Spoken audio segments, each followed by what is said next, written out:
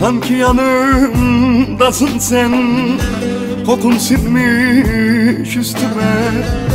Kime baksam sen gibi görünüyor gözüme.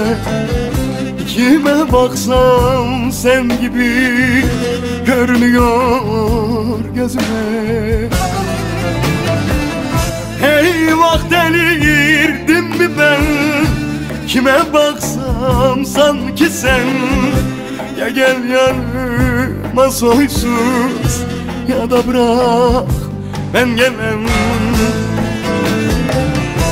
Eyvah, delirdim mi ben? Kime baksam sanki sen.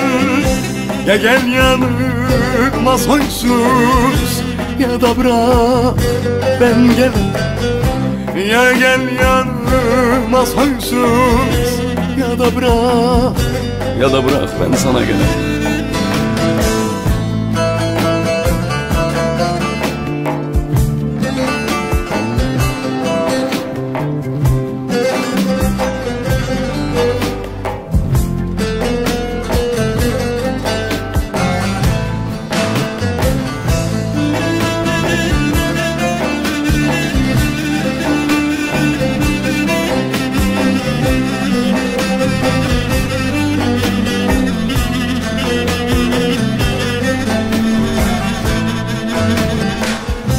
Gece gündüz ağlarım, halıma eyvah derim.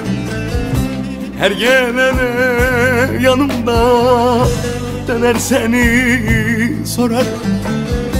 Kimi görsem yanımda döner seni sorarım. Eyvah, delirdim mi ben?